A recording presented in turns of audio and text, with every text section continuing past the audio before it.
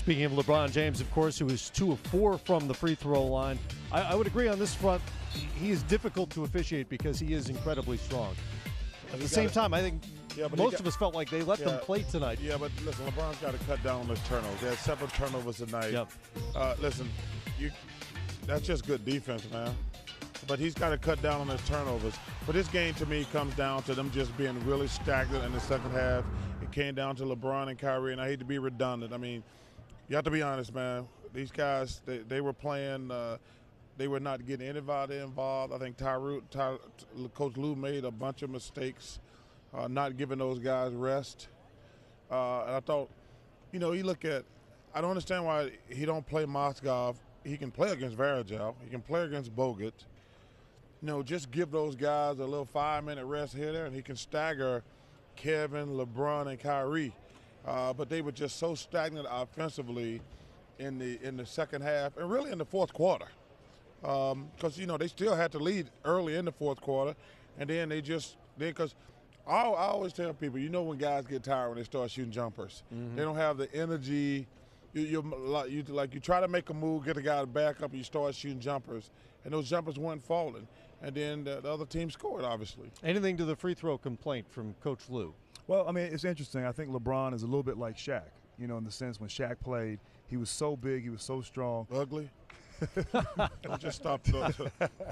Well, but he would absorb so much, and I think a lot people got away with beating up on Shaq, and it was hard sometimes when guys were smaller or not as big to really, gauge whether or not that was affecting him. And so I think LeBron, there's some truth to that, but look, that's been his whole career. Right. LeBron's a big guy.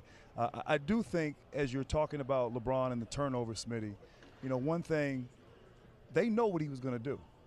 They know he's putting his head down going to the basket. And Golden State, look, the Splash Brothers, the offense, the shooting from the perimeter, what makes them elite is they defend. And they have multiple guys who can defend. They switch everything. They put everybody on LeBron. Obviously, Iguodala had the bulk of the time, but Klay Thompson was on him. At times, Livingston was on him. So these guys know how to play defense. They have good length. They trust each other. And it caused him to have turnovers at some untimely times. But the one thing we talk about, we're sitting up there watching the game. The Cavaliers are awful at when they switch and get a mismatch. They're awful at it. They never take advantage of it. And the Golden State Warriors, anytime they get a mismatch, it's like they go to it every single time. Like Smitty, we're up there like, they go to it every single time. The Cavaliers get those switches, and they still never take advantage of it. They can make the game so much easier by ball movement. When you got a mismatch, if you throw the ball to the mismatch, they have to double. They have to double. But the Cavaliers never take advantage of that situation. But the Warriors, every single time they get a mismatch, they go to it automatically. What I love what Grant said about defensively, we don't give them enough credit, the Golden State Warriors, because sometimes you play small ball and everybody thinking it's for threes and offense, but you got to defend and rebound when you play small ball. And what I love about them, Charles and Grant, they recognize situations. When there's a non-scorer on the floor, Draymond Green leaves him, comes all the way over, and they're on a string where they don't have to talk. Charles goes, he go cover for him, and they come out there and they just play the game the right way. You got to have coaches telling you where you go, but you also have a feel for the game to go out there and play it. But that's one of the reasons I think they should always keep Kevin Love out there with Tristan Thompson, because Draymond is cheating the whole time. Because unless, like you see when they ran plays and they throw the ball to Tristan Thompson out on the floor, he don't know what to do with it. I mean, he's only going to score on offensive rebounds.